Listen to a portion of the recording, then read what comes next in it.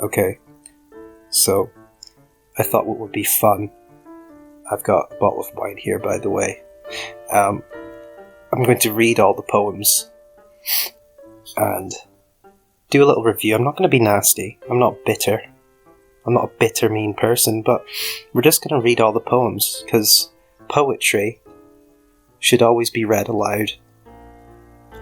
So we're going to start here with the first submission by Lifeblooddeep. It's untitled, but I want to yeet all frantics into the great Atlantic. Both hot flash and malice beam can be replaced with egg cream. I hate the explosive retreat. It can just go delete. The people who use purifier, their brains were cooked in an air fryer. People who use Stormweaver, I hope that you catch a fever. Them there's the battery, and that is as the poet intends, them there's the battery armor. You might as well be a self-harmer. If you don't use resist drainers, you're basically a no-brainer. For if you don't drain them all, you might as well fight a wall. And then there's a postscript there, which I actually find quite interesting. It says, don't take this seriously. And it reminds me of a famous Dadaist. His name escapes me. He was one of the first to be purged by the Nazis. He wrote in Weimar, Germany. No, he didn't write, actually. He was a sort of street artist, and he would take what he was famous for. He would take basically rubbish he found on the street, and he'd try and transform it into art as a way of saying, well, it was sort of a comment on the urban nature, this sort of crushing, brutal urbanism.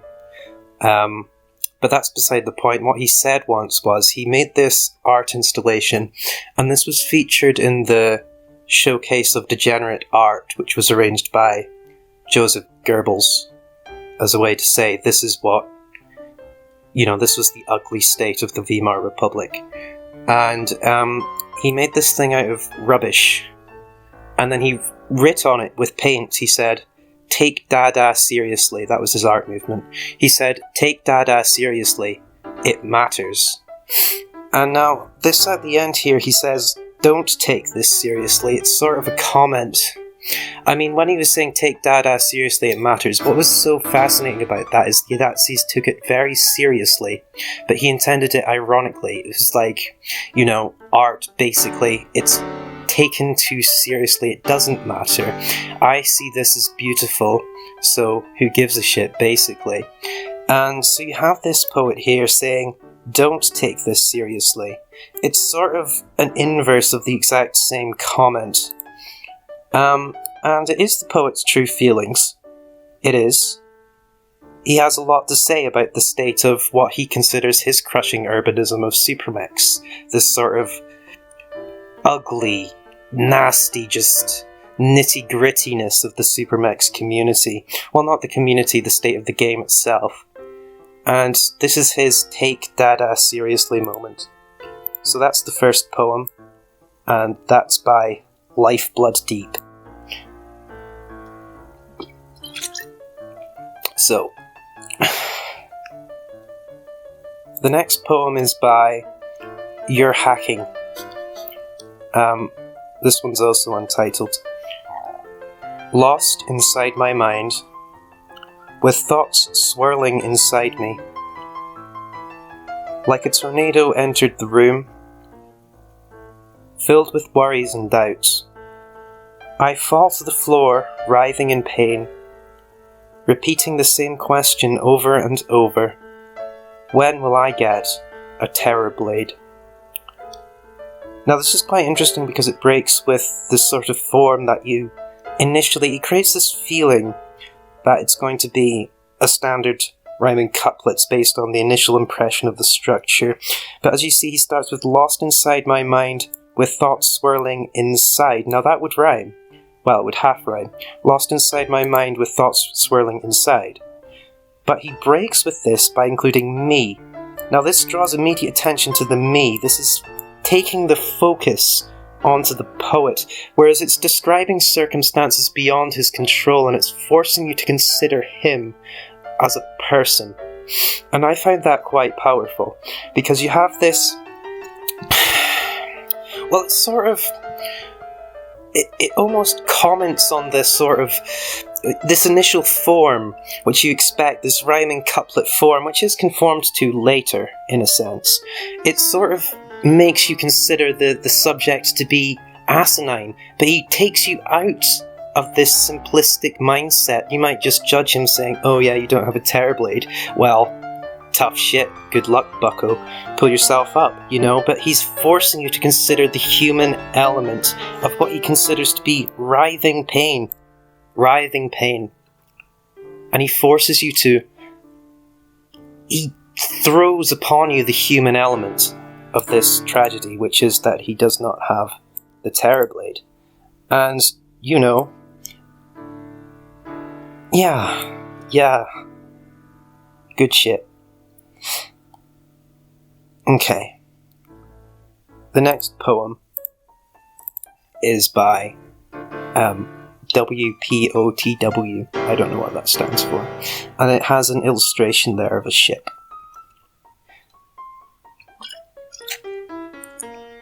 A room inside an ocean at night, a ceiling just above its surface.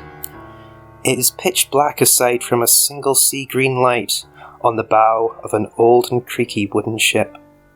It howls every time the waves shift it. You are lying 20 feet ahead of it, affixed to a bed that moves also with the waves. Below you is a ravenous sea, dark as anything could be. No explanation, no method of escape, nothing. This is how you woke up one day, and it's how you will remain forever. A torture without pain. Now, I find this one particularly powerful. For me, what it seems to be is a metaphor for life itself, you know. So you're in a room inside an ocean at night. So you're in this journey, this tumultuous journey, you know, the stresses of life, these various circumstances beyond your control are constantly rocking you. And you're inside this room, this space that you've carved out to try and create some sense of comfort and order on what's essentially a rocking, untamable ocean. You can't control the ocean, you can't control the waves, and this ship, this sort of creation, this human construction of order, it's being rocked. It's being rocked every time because you can't control the sea. And now, one line which really struck me quite deeply with this poem: no explanation, no method of escape, nothing. Now, the nothing immediately stands out based on the structural form employed by the poet, and it was very good, but I'm particularly drawn to this no explanation, this sort of nihilistic kind of, in a good way, this kind of cynical realism that it creates about an impression on what life is. There is no explanation for why. You're just in this room and you're rocking endlessly. Every time the waves move, it shifts your little, well, we've already discussed the semblance of order, and which is itself dark as anything could be. By dark, I'm assuming it means that I don't think the poet intends malice. It doesn't attribute malice to the waves. The waves aren't trying to hurt you, but they just are. And they're black because they have no explanation. And there's no method of escape because you are on this journey. You're on this voyage. It has no meaning. The poet never says where the ship is going. The poet never says. It's just moving forward constantly, forever, rocked by the waves in every sense. Nothing. No method of escape. That's beautiful. That's beautiful, and this is how you'll remain forever. By forever, I don't think it invokes an eternity. I don't think the poet wants you to make a judgment on if there's an afterlife or what the afterlife will be in terms of in a qualitative sense. This is how you woke up one day. So you're born, you're screaming, you're on the ocean, but you've got this society around you, which is the ship that's trying to give some kind of order, some kind of direction. Because what does a ship do? It tries to take direction through the waves, but the waves ultimately overcome it. They're rocking it, they're shifting it in every way it feels like it. And the poet concludes it's a torture without pain. Without pain. So it's not that the waves are hurting you, but that they disturb this sense of order. And this is the ultimate torture, this disturbance of any sense of order or real direction. And they do it without explanation or meaning. I think we'll take a pause there and I'll continue reading. Okay, I'm back. Had a quick cigarette there. So the next poem, yes, we're here, is by Leo,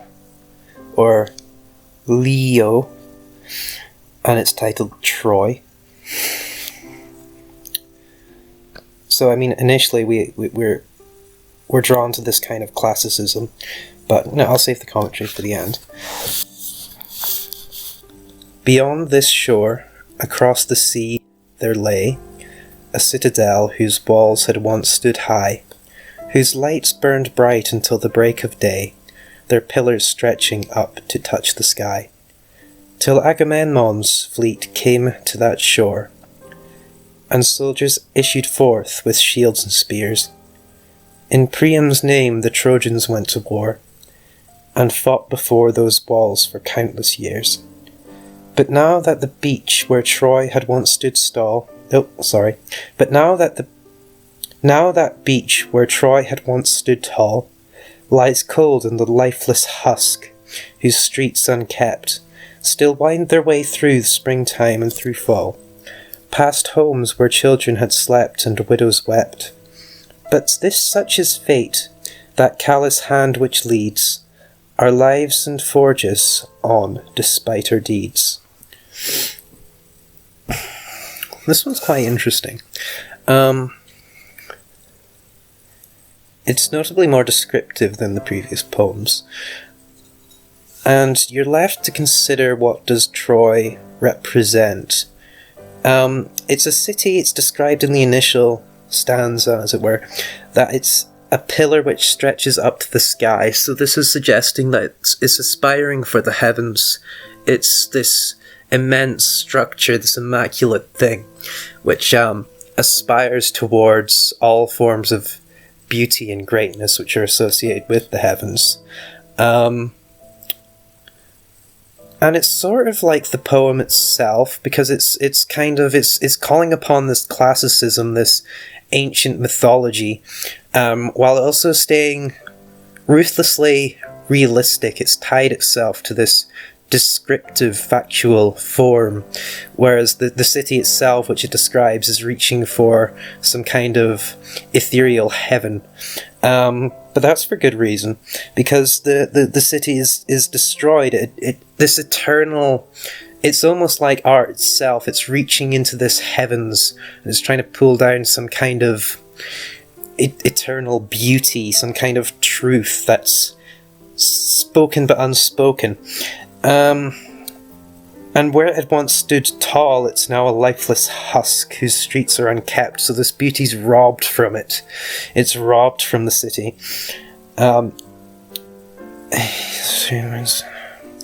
Where children slept and widows wept, but such is fate. Now, it's interesting, it concludes with a kind of, it becomes a commentary on something a bit more metaphysical than the city itself, this callous hand which leads. It's interesting. These unspoken forces, it's kind of comparable to the previous poem in a sense, where it's about these unspoken forces which are represented by the Greek warriors sieging Troy.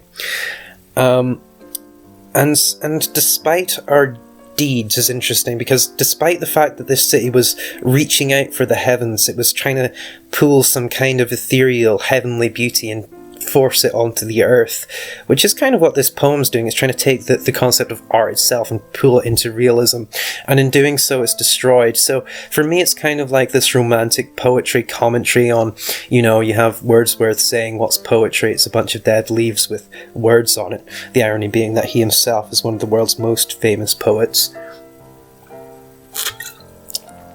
And so where are we left here? We've got a picture of this city which is reaching out for beauty and truth from the heavens, and it tries to ground it into this physical structure of the city, but ultimately it's destroyed by forces beyond its control, by that callous hand which leads. Now, I'm not sure if the poet is commenting on his own life. I'm not sure to what extent this is autobiographical, or if it's just some kind of metaphysical image. I lean towards the latter, and I really view this as a comment on not only art itself, but sort of this human urge to try and take these higher concepts of beauty and art and try and physicalize them. Yeah, I found it quite powerful there. Good one.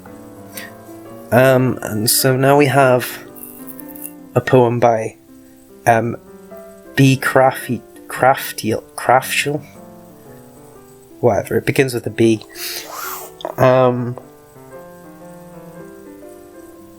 He hopes that the poem won't be stolen. He's included quite a long, lengthy foreword.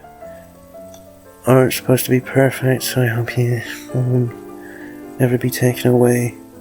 Anyway, here's my story of a creature wanting to belong in a society, in a world that does not seem to have any for him.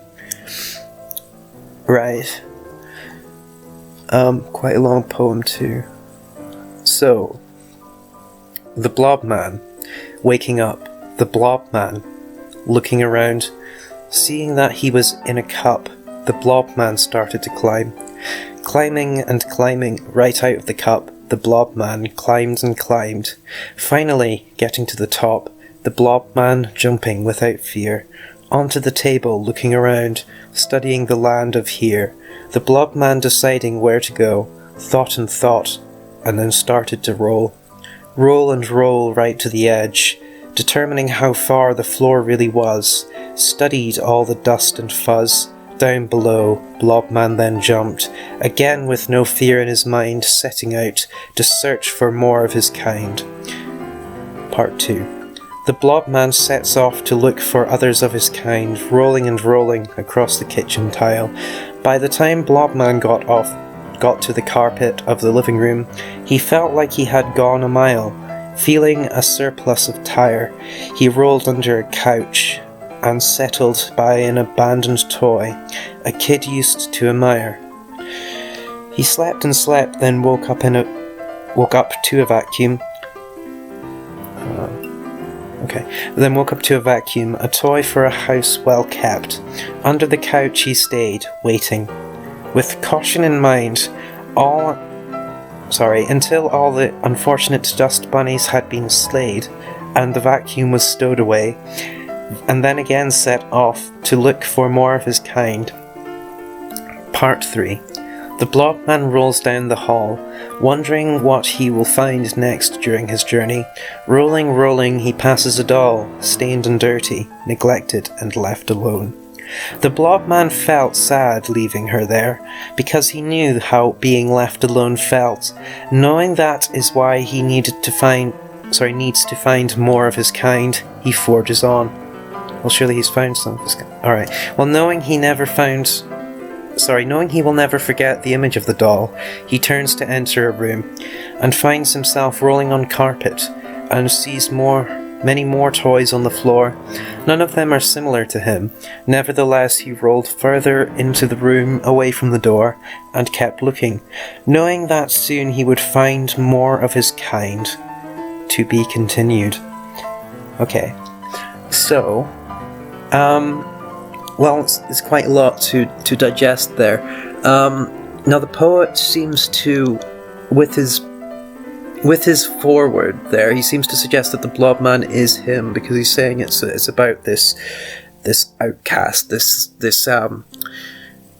somewhat tragic figure who can't find one of his own kind. And there's nothing specifically to tie the poet to the blob man, but it's sort of implied throughout that this is an autobiographical piece, because it's almost narrated as though you are the blob man experiencing this thing. Nothing is explained through an omniscient sense. It's all through the direct perspective of the blob man himself. Now, what's interesting is it starts with him waking up, so we don't know where the blob man has come from, and it's kind of like that. There's previously been explored some images of being born into some kind of hellscape, which is again present in this poem.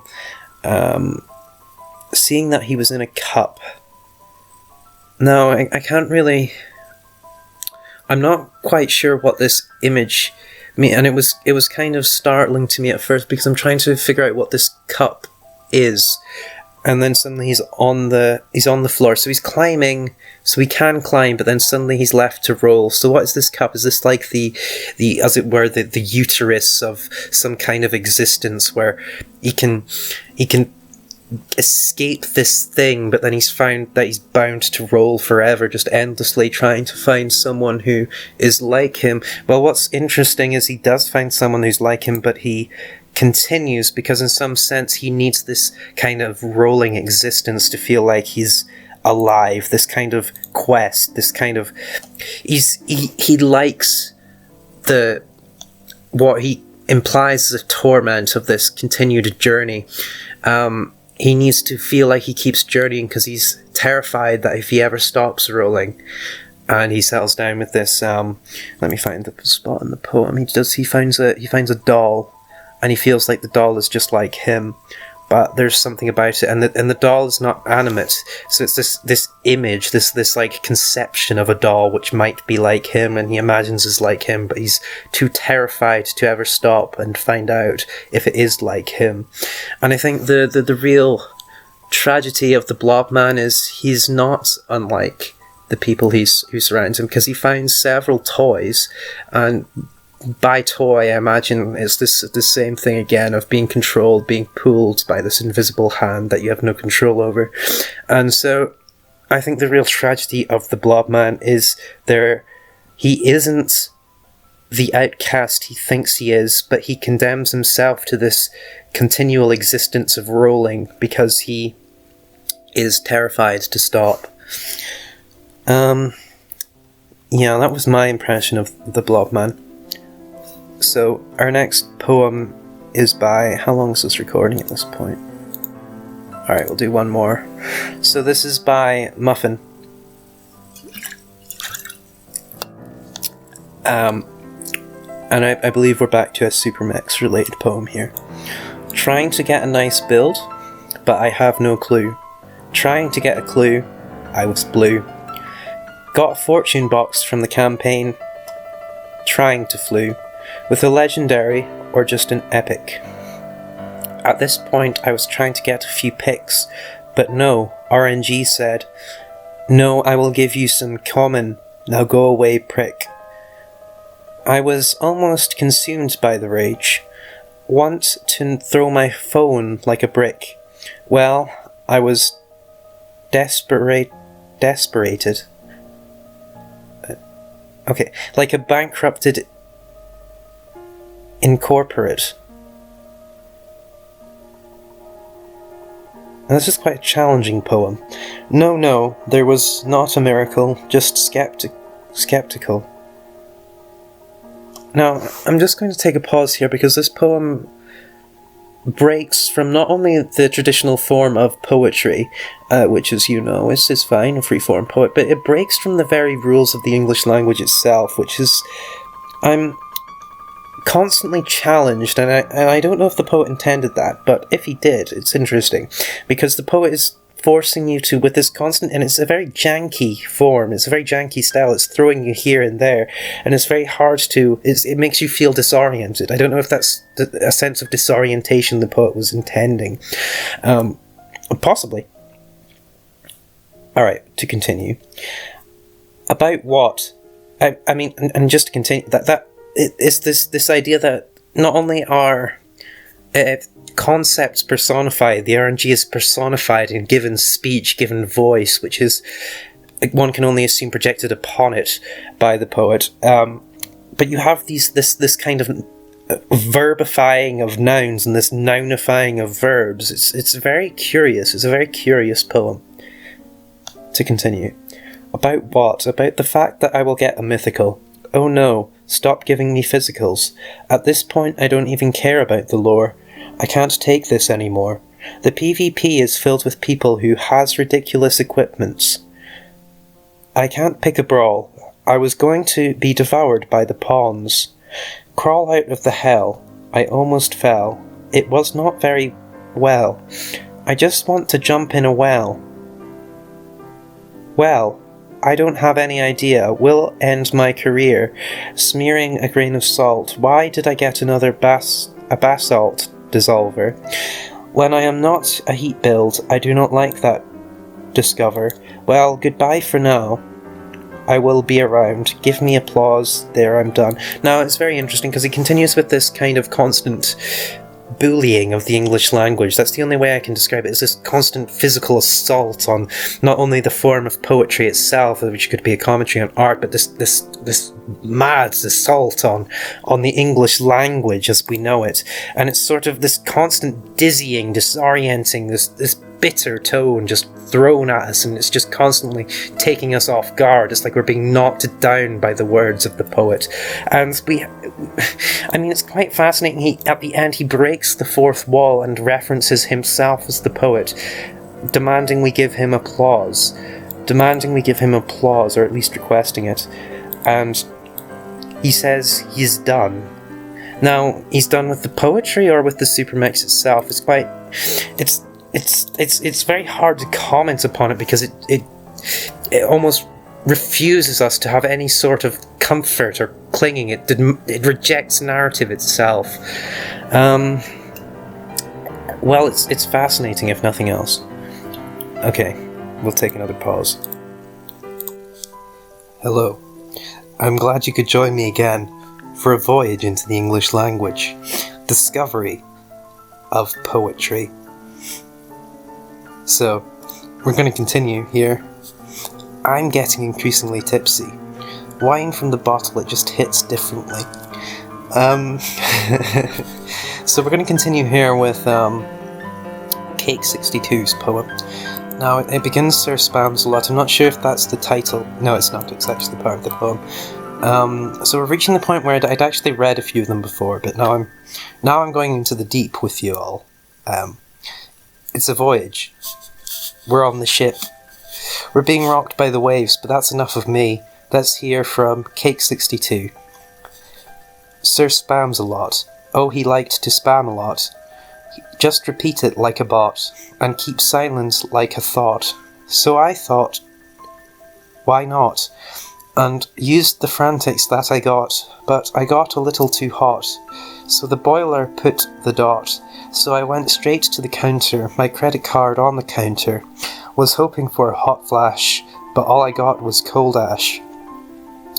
And then I ripped out all my hair, 'cause I was still damn nowhere.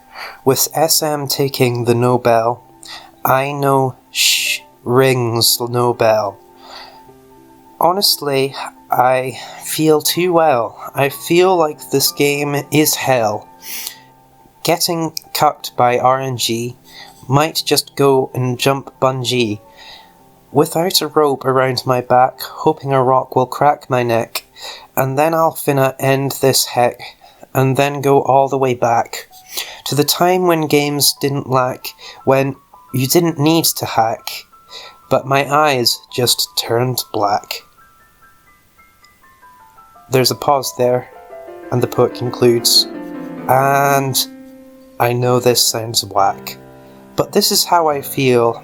I want to backflip down a hill and break my bones until fix the game, Gato will. Okay, so as with the previous one, it's quite hard to get a grip because the narrative form is completely...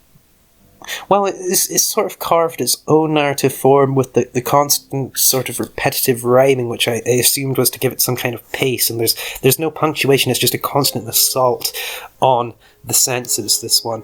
So spams a lot, oh he likes to spam a lot, just repeat it like a bot. So initially it's taking a tone, it's a commentary on himself, presumably. I mean, I don't know this person, but presumably he likes to spam, but then it makes you consider what he's spamming about. So he's resorted to use his frantics, but he's not happy about it. He wants to get something else. He wants to get something else from this, and he's going to the length of he's paying money, and he's just not getting what he wants. So it's this recurring theme of frustration, and he specifically mentions the RNG. And I mean, there's only so much you can say, which isn't to disrespect the poem. It's sort of kind of like, well, I mean, he says he Sir Spams a lot, and this poem definitely lives up to the name. It feels like he's spamming this assault on your senses, which is interesting, because he's saying this is art, this is how I feel, this is my self-expression, as I'm going to tell you how I feel, and I'm going to say it without any kind of beautifying of the language in some kind of conventional sense. But it does rhyme. I mean that's true, which is it, like I say, it really gives it this kind of aggressive, forward-moving, rolling tone, this righteous anger from the poet.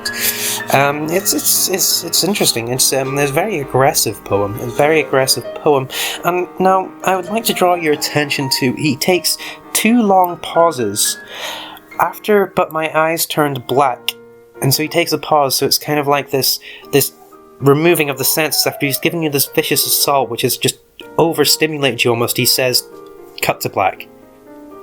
And you're there. And you're waiting. And he knows it will all sound whack. Now, it's a fascinating statement.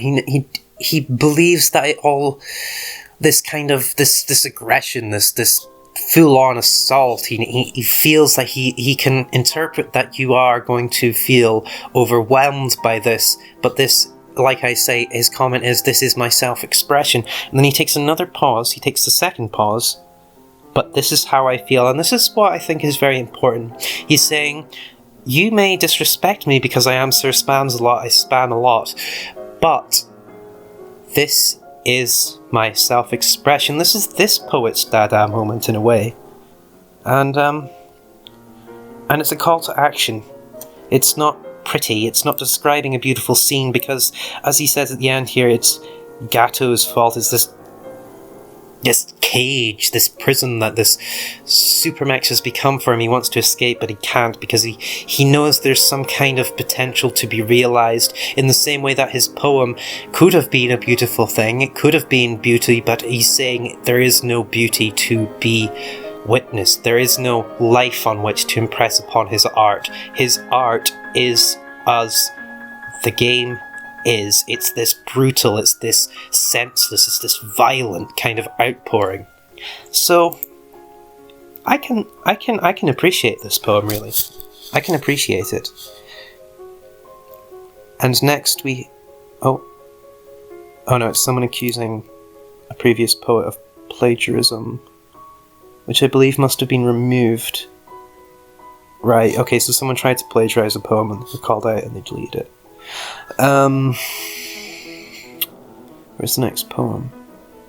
I think this is a poem by Clan Red, and it's frequently illustrated by emojis, which I can't really communicate to you. I'm not going to stop and say, and then he does this emoji, because that would be pointless, but you can see that if you go to the forum thread.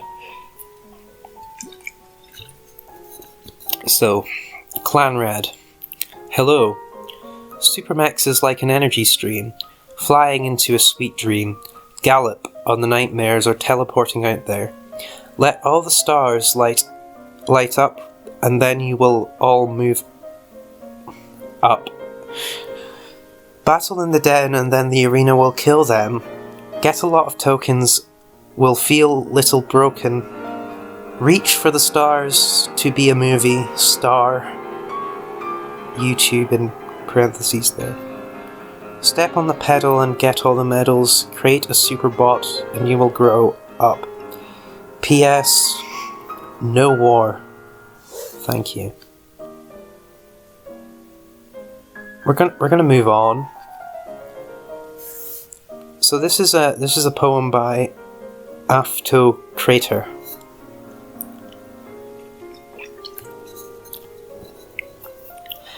And it's I believe this is a title, so it's a custom sonnet titled Memories.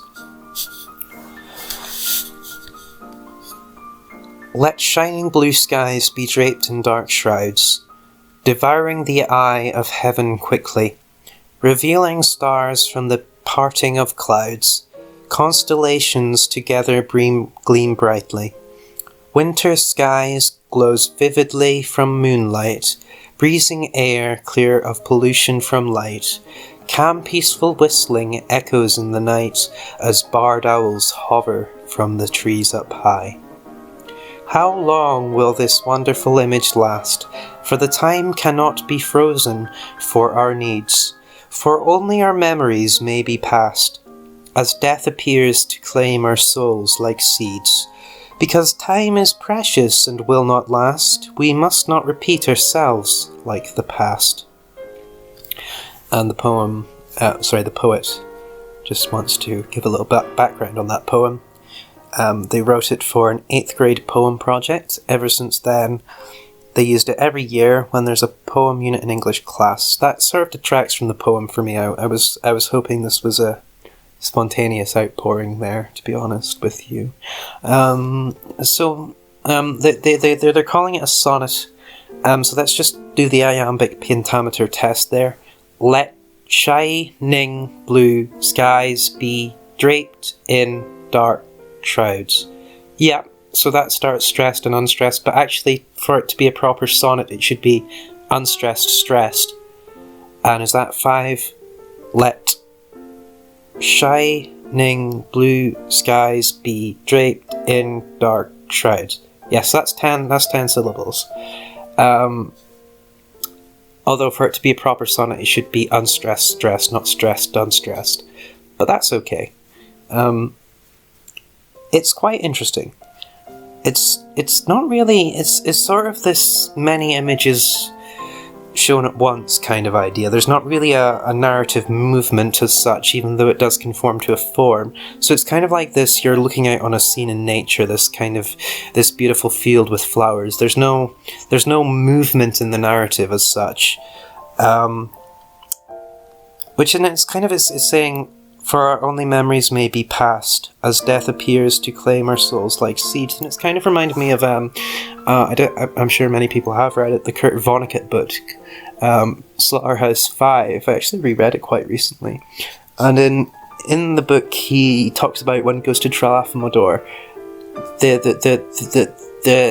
the literature of those people, because they can see in what he says is the 4th dimension, so time doesn't move as a linear for them.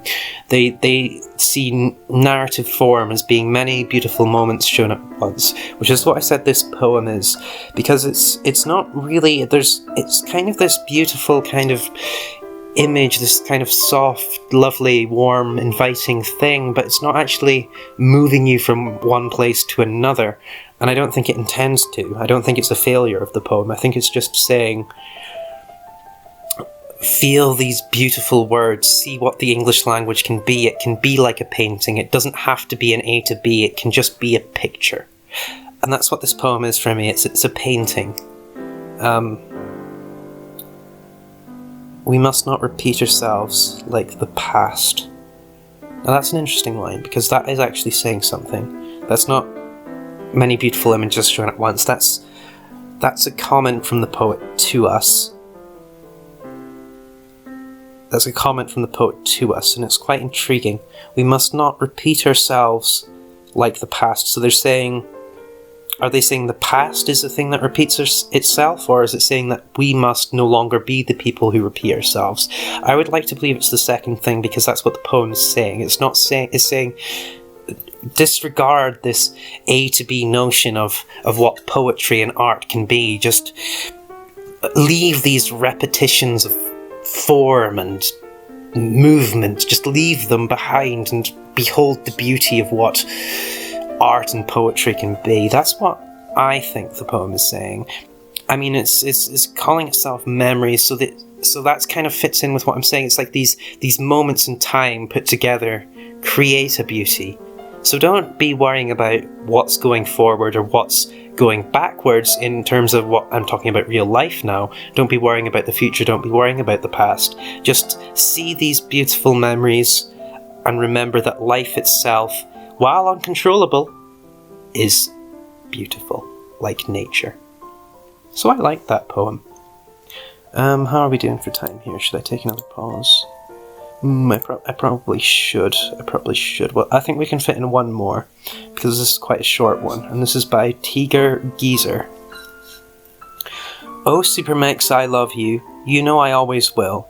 But when I get all purple poops in a premium pack, I feel quite ill. So this is a comedic poem. It's not about some kind of higher concept of beauty. But I think that is saying something in itself, because Supermechs shouldn't be taken too seriously. It's not like this. I mean, like, and I've been guilty of it. We view it as this kind of like this important thing, like it's some kind of boardroom we're in, and it's just like this important mission. It's like, but he's saying, don't take it so seriously. I think that's what he's saying. And he's saying, oh, Supermechs, I love you. You know I always will. But when I get all purple poops in a premium pack, I feel quite ill. And that has a rhythm to it. It's not just words. It is kind of collated like a poem. Well, it is a poem. You know what I mean. So I quite like that one. That one's quite. It's sweet. It's short and sweet, like Supermechs. Oops, I almost spilled. So, I think we'll take another pause there. That was part 3. We still got quite a few poems to get through. Oh no, we don't actually. We've got we've got one more that's actually in the competition. So I guess we'll just actually continue this.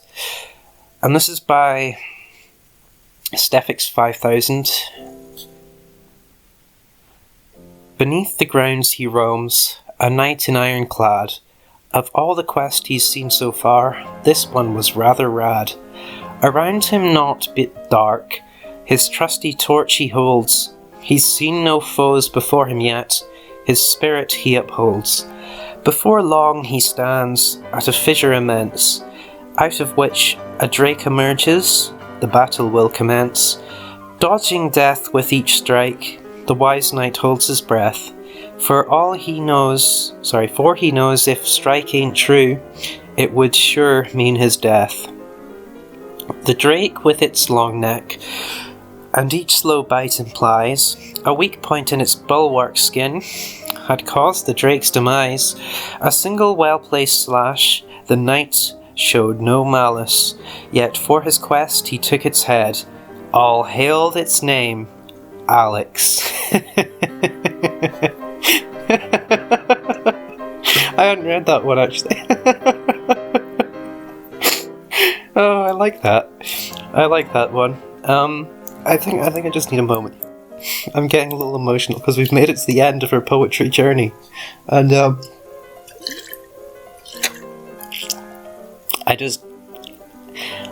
wow. I mean, such beauty, it's made me think. It's made me consider things that perhaps I ought to consider more about. I mean, I'm talking about all the poems at this point. I suppose I should give this one its commentary too. So, obviously it's kind of a comedy, but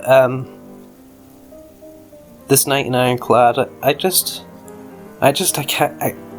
I've given all I can. This poetry has filled me with, but emptied me in such a. I can't believe it. I'm getting emotional here because this is so beautiful, because I love poetry. I genuinely.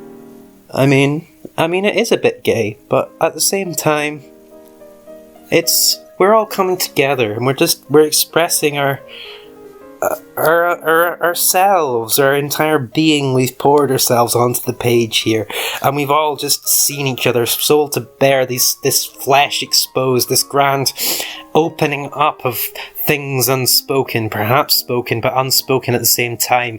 And it's just this amazing thing. And I've enjoyed it. And I hope you've enjoyed my voyage into poetry with the Supermechs community. So thank you to Maria for hosting this. And I wish I hadn't missed the deadline, I really do, but there's that. And I won't read my own poem because it would just be a bit superfluous, wouldn't it? It would just be kind of wanky if I just start going, oh, that's brilliant, but yeah, there we go. That's it. Bye. Hello again. You're tuning into Misfits' Voyage into Poetry. And that's the theme tune. So, as it turns out, I'm still quite bored. So I'm going to read my own poem.